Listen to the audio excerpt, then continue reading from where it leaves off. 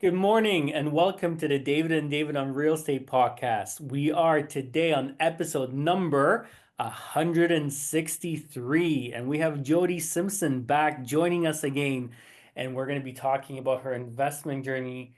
Jody, we're so excited and welcome back to the podcast this morning. Hello, and thank you for having me. So good to have you back again. Great to have you back. We've done two episodes with you. One just going through your process of becoming a new licensed realtor and what that was like. And then our last episode, you gave us some great insight in the process you went through and your priorities in choosing a brokerage. And I can speak for Dave. We're both happy that you chose Sutton Summit. It's a great place to land. And what we didn't ask is David how he chose you. We should have probably put that in there too, because the choice goes both ways, right? Well, David, that was a very easy choice after I saw Jody at our awards ceremony and seeing her network and literally go from table to table, from group to group, from and speaking to virtually every realtor at the room, including yourself. Is a breath of fresh air. Seeing the work ethic and seeing the commitment to networking and really taking her career seriously. And like I mentioned in the last episode, Jody was one of the very few realtors that actually took advantage of this opportunity. And we, of course, opened this up to every realtor that we interview. So it was a breath of fresh air, and it was great to see. And the commitment was there from day one. So for us, it was a very easy decision, and we know Jody's going to be extremely successful. And we really look forward to being on this path of growth together for a really long time. Like, we're super excited and we can't wait.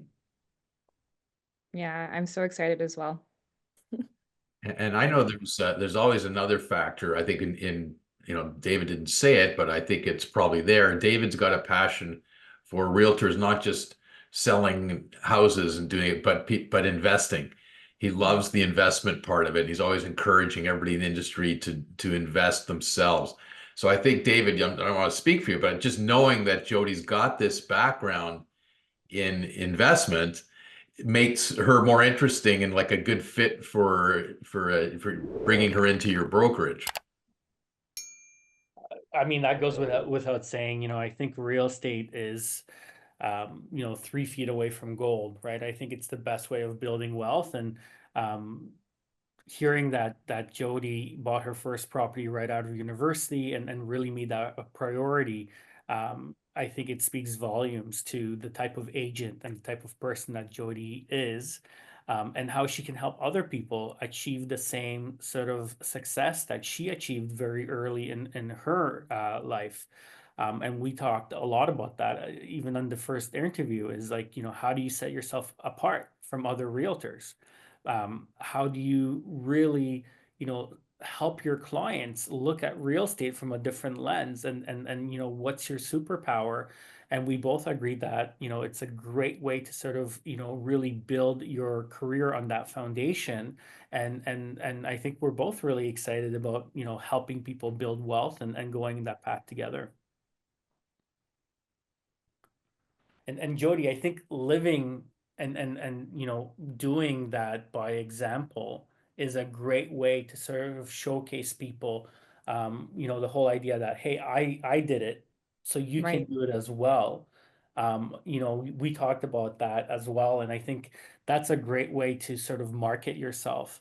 And there's no better way to sort of, say, hey, I believe that this is the best way of being able to build wealth because I did it myself. Let me show you what I've done. Let me show you which properties I've bought. Let me show you the numbers. Let me show you, what that's done to me over time. And let me share with you, what my plans are for the future in terms of real estate investing. And if I could do this very early Right. in my career, right out of university, then for sure anybody else can do it as well. Exactly. Exactly. It's like if you're going to show me the blueprints, but you'd never built a house, I don't want to hear it. But if you have a blueprint, you've built multiple homes, then yes, we need to talk, right? So for sure, I think having that experience definitely is a benefit, and that's something that I can definitely bring to, future clients. Like maybe they haven't even thought about investing. They have one home and they're content with the home and it has so much equity, but there's so much potential and lost potential because they don't even think about investing or that it's an option for them, right? Jody, you have a marketing background, and one one beef I have with the industry is like I feel like realtors don't really market Mm-hmm. this enough, right? The whole, hey, call me not to sell your house, not to buy a house, but call me to help you build wealth. Call Mm-hmm. me to help you solve your financial goals. Call me because you want to go on more vacations, because you want to quit your 9 to 5, because you want to retire early, because you want to do something extraordinary for your wife. Call me because you want to buy a sports car. Right. Let me help you achieve a higher level of financial success by using real estate as a tool, right? And we just don't see that messaging coming from our industry at all. And I think that's a huge mistake. Yeah, I think that's definitely true because there's so many people that would jump on the opportunity to do that, right? They just don't know. You don't know what you don't know, right? So it's like if someone's talking about it and it's like, "Oh, I haven't thought about possibly investing. I've had this house for 20 years. I bought it for 200,000. It's worth 1 million." No, like you need to have like four houses, right? It's like how can you leverage your mortgage and like capital from the bank to purchase something else, right? It's all about leveraging credit.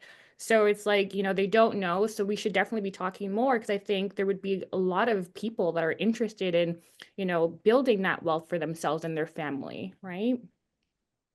So when you did your first investment, you're just out of school, you're putting some money together and not spending it on traveling in Europe and Asia. Uh, who helped you at the time? Did you find a realtor that gave you some of this type of guidance and investment advice? Yeah. So, yeah, no traveling, no eating out, saved enough money. I probably had like, I don't know, 40,000, $50,000. I had a cousin who was a realtor at the time, and I was kind of just throwing it out there. I'm like, I'd love to buy a home. I have this much saved up. And she's like, have you started looking? And I'm like, no, I thought I needed more money. And she's like, no, we should start looking and see if you can get pre-approved. And that's what we did, right? So it was basically a conversation, again, not even thinking it was a possibility at that time. And she just got the ball rolling. She pulled a couple listings. I saw a house in Brampton. My first house was in Brampton. 3 bedroom, never forget, 3 bedroom, 2 bath, semi-detached, long driveway that can hold like six cars. I saw the property, loved the property, got pre-approved, and I put in an offer and it was accepted. Wow, amazing. And Yeah. what was your first tenant experience like? My first tenant experience was wonderful. They were a family coming up from the Caribbean. They had great references from their church. They had small kids. And yeah, they were so great, never missed any payments with rent, no bad experiences. The house was always like well kept. They lived there for a couple years and then had to move out because they had more children and they needed more space, right? And then my second tenancy experience was horrible. They paid first and last, and they lived there for 8 months for free. Oh man. And, And and you're that was still hard. investing after all this time, and you're still on the pathway to financial freedom despite all those negative experiences. Yeah, you know what? Every negative that happens is a lesson. Like when that happened, again, I was so young. This was my first house. I put all my money into this house. So, when this family didn't pay the rent and I had to go to the landlord and tenant board and, get a paralegal to help me, and there's lots of costs with that. And, finally I won my case and I got a sheriff to evict them, but my house was destroyed, right? Like I had bought this house, I had fixed it up to rent it out. And now all that hard work, all that time was kind of like, in vain. And I had to I had to save up more money to, fix up the house. And after that, I was kind of turned off from renting for a bit and I sold. Okay. So I had the house for about 4 years. And then when I wanted to sell, the market took off. It was 2017 when I sold it, and I basically doubled. Like, so what I bought it for, I doubled what I made. So that was good. And then I started to buy another house, and then I turned that house into two houses, and those two houses into four houses, and then kept on going. That's amazing, Jody. I love that story. And I love, the fact that a negative experience didn't stop you from continuing on this pathway, that took that as a learning lesson, surrounded yourself with the right team, made the right decisions, and kept growing your portfolio. That's really amazing. Now, does being an investor change the way you see real estate? Yes, definitely. Um, in the beginning, when I didn't really have much investing experience, I would look at the aesthetics, right? I would see, how does this house look? Is it beautiful? Is it all the right finishings? Now I look at the potential, right? So, like, even one of the properties I purchased, it was a great street. And I bought like the worst house on the street essentially, and I fixed it up, right? Because I got a really, really good deal. So, again, looking at a lens of like, appreciation, market value. There's other things that I now look at versus just the aesthetics. I think that's something that's changed from investing and not investing. Yeah, and you can take clients on that journey with you now, right? You can take them through that thought process of Right. not focusing on the emotional and the touchy-feely, but looking more as an investor, focusing more on the numbers, making sure that the future appreciation is there, and really looking at it from a completely different lens. And I think that every realtor, I think, should be doing that in a sense, because I think Canadians understand and they're pre-convinced of the fact that their house is their biggest investment. It's their biggest asset, right? So it's much more than the home. And I'm just, I love the fact, and I want realtors to look at real estate from that perspective, from that lens. Yeah, exactly. And then like also like when you look at a property, asking how can this make me money, right? So it's like, do you want to legalize the basement and then rent the top, rent the bottom? Maybe if you have enough money, you're buying a triplex versus just a residential, right? Like one unit property. Maybe you do like Airbnb and you get a property manager, like just different ways, right? Like how again can you establish positive cash flow with this property? And I think that's how you should be looking at any investment, not just personal, I love this home, it's beautiful, but how can this make me money? Is it appreciation, right? Is it going to be cash flow? Um, you know, Usually, you should hold on for long term, right? So it's like, what is the plan? And then when something appreciates, like how can I make this one property multiply and make it into two, right? I don't think you should just hold on to one or hold on to two. It's like how can you really again leverage the collateral and the asset that you currently have, right? Like really maximizing it to its full potential, essentially. Yeah, I always call the equity that people have in their homes, I call it debt equity, right? Mm, Because it's money sitting there that's not doing anything for you. It's right. debt equity, right? Why not put it to work? Why not Mhm. rotate that money? Why not make more money with that equity sitting in your home? So, I love everything that you just said, and I completely agree. I think your house is your biggest investment, and I think you need to look at it from a completely different lens. And I'm so excited, Jody, that you're gonna, be able to take people on this journey of looking at their house and helping them make money and looking at it from a completely different perspective.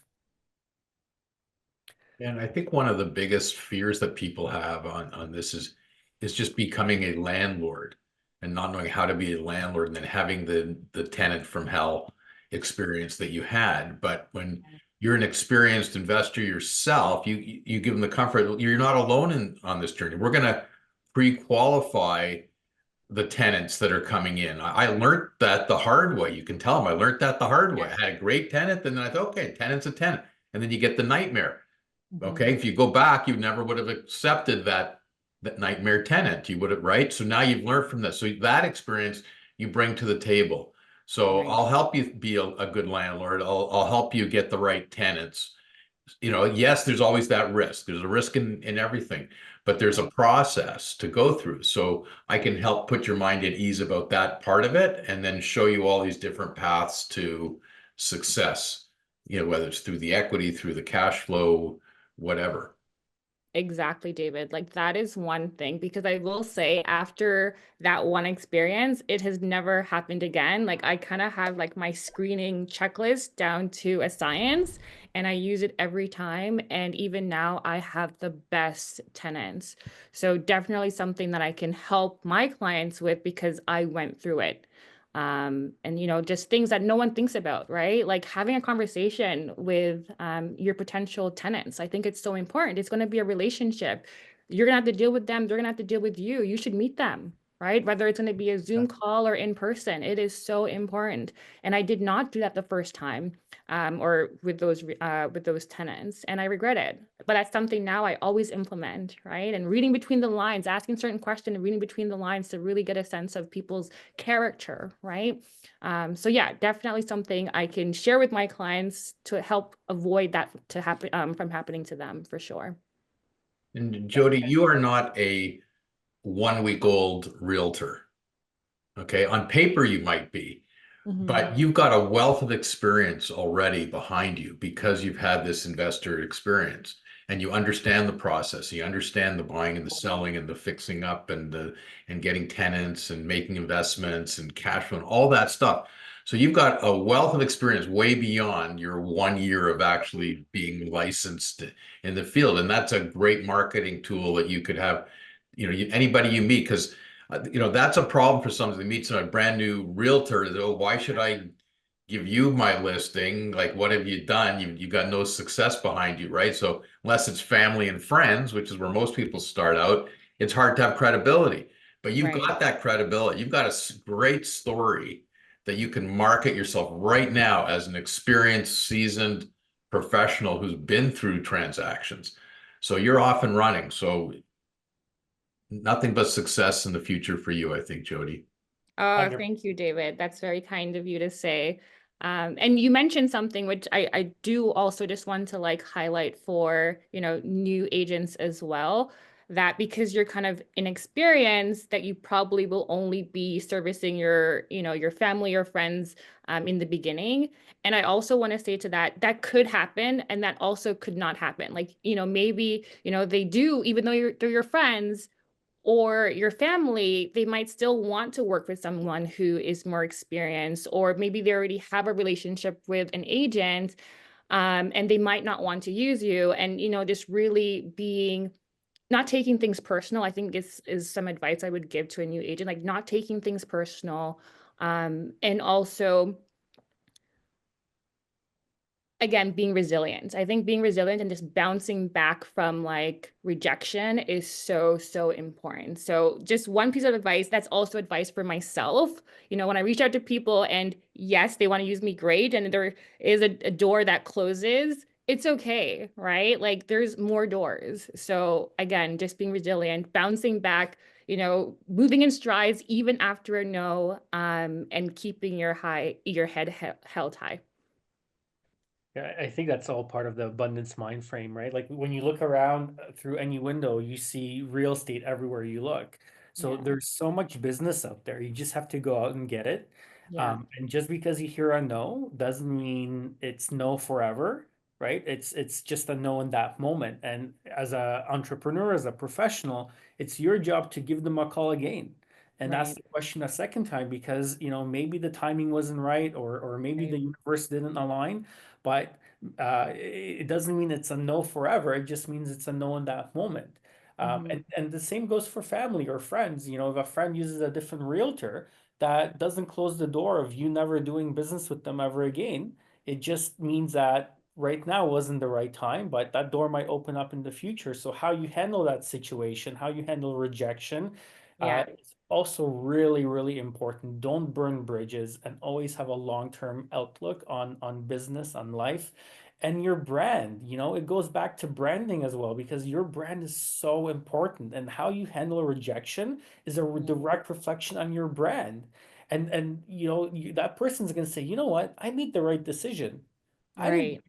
I didn't use David because I told him that, and I thought I was being nice by telling him that I'm not using him, and David was pretty rude about it. So I made the right decision.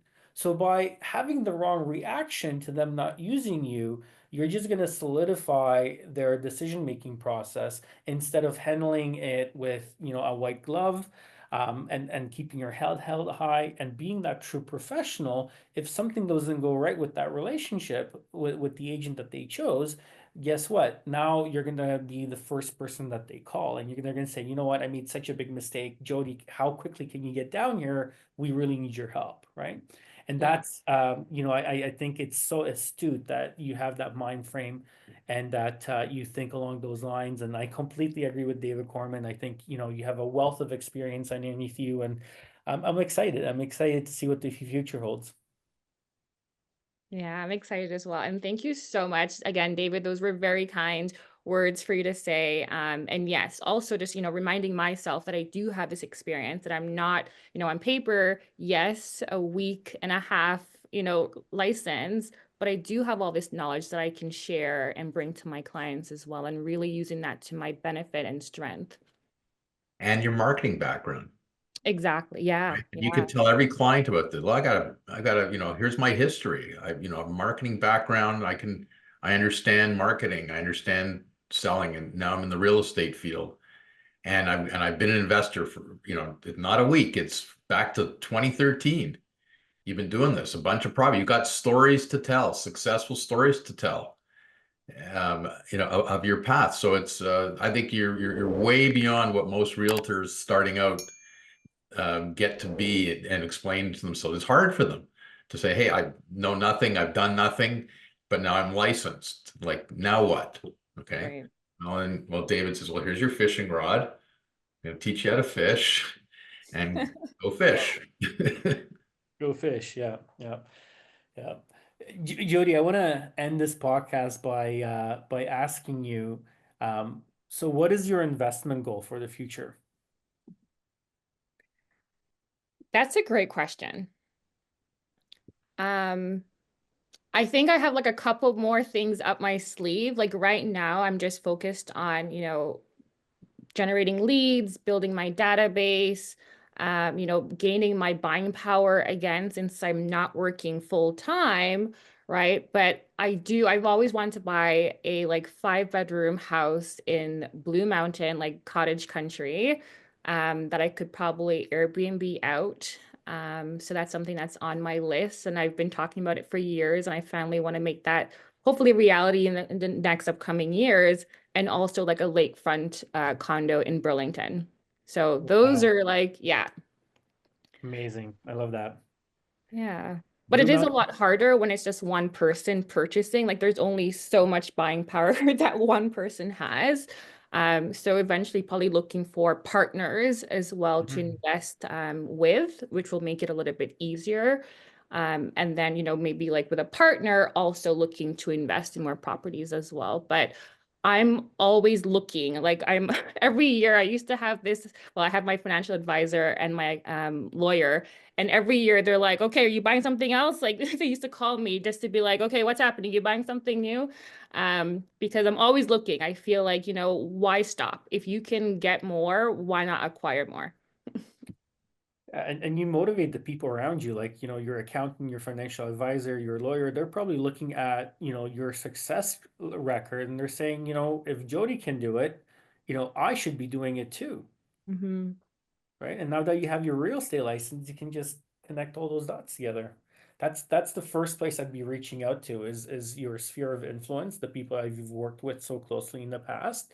And Yeah, I'd be saying, Mr. Lawyer, Mr. Accountant, Mr. Financial Planner, I did this. Now it's your right. turn. Like we gotta set you guys up and your kids, and you owe it to your family, you owe it to your kids, you owe it to them to get on this pathway of success. And I think if you can sit down and put your license and your experience behind that kind of a conversation, they've seen you do it. They've seen the numbers. Mhm. They've seen the success over the years, right? So the proof is in the pudding. Yeah, and exactly like that. They are on my list. Even like my financial advisor, I've been using him for years, and pretty much all my mortgages are with him. Like we have a sit down next month I just to love talk it. about like potential like work partnerships as well as like personal, because he's always investing as well, and how I can help him, take that even further and add more properties to his portfolio. Yeah, and he's only one person, but think about Yeah. his database. Think about all Right. his Yeah. clients, right? And a financial advisor, I mean, he doesn't get paid on real estate. He gets paid when people invest into, his money products, right? But if you can figure out how if you can figure out how you can incentivize him to send referrals your way and look at real estate investing, Yeah. that's a partnership made in heaven, right?